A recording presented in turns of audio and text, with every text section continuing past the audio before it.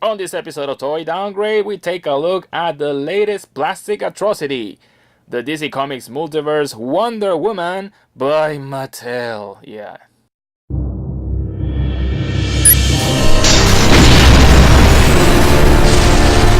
Toy Downgrade. Figures that bomb badly.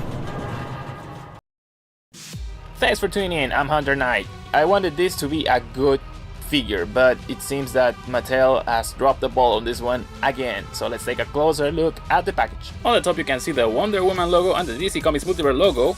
Diana proudly displayed in the window box packaging with her sword. You can also see a beautiful picture of Gal Gadot as Wonder Woman. On the left side you can see another beautiful picture of Gal Gadot as Wonder Woman with a small bio in different languages which you can pause and read now. On the back you can see the same Wonder Woman logo, DC Comics Multiverse, and all the figures that you will need to complete the Build-A-Figure Aries, which in this case are only 4. They have been given the codes, not names. There is a special figure that comes with a shield. So let's take Diana out of the packaging and find out what the fuss is all about. And there you go, Wonder Woman out of the package. I should have left her there, my god. Very mediocre.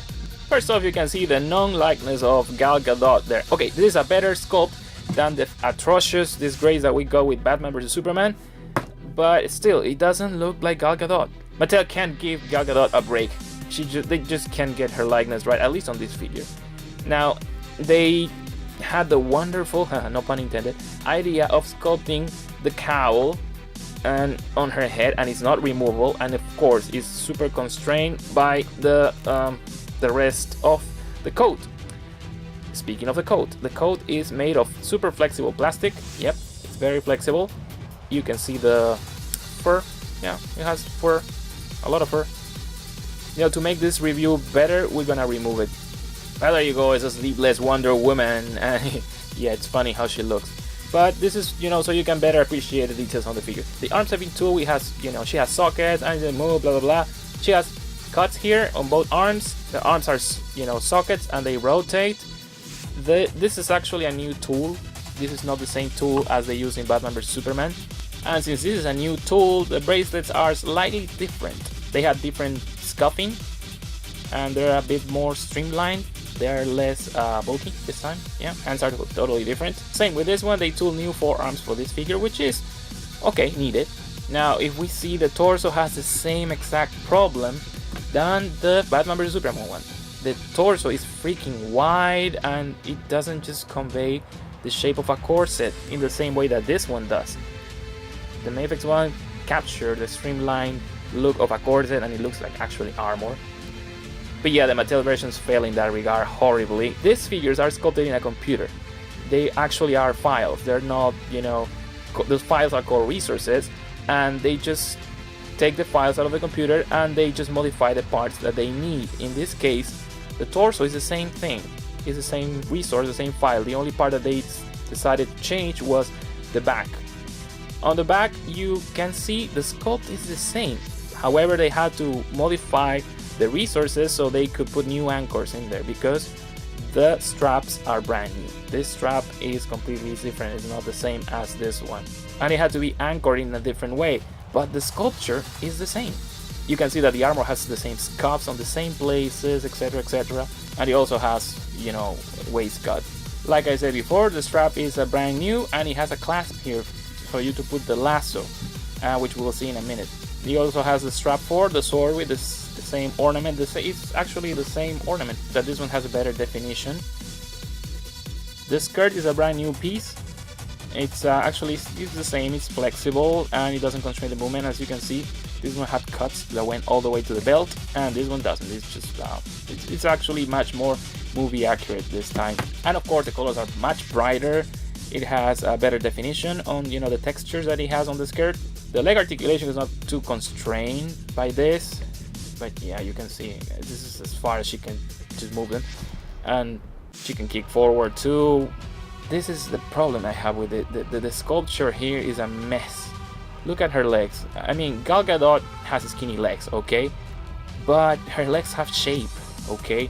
Mafex captured perfectly that her physique.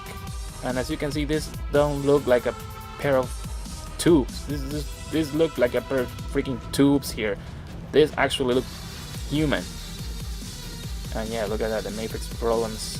Yeah, the paint bleeds on the plastic. Yeah, that's a matrix problem. Now the legs are cut, articulation on the knees, and articulation on the foot.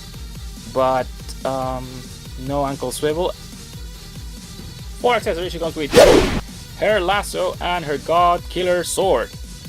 The lasso is made of super flexible plastic and it goes on this clasp, which holds it pretty steady and is a vast improvement over the piece of crap that we got with Batman vs Superman.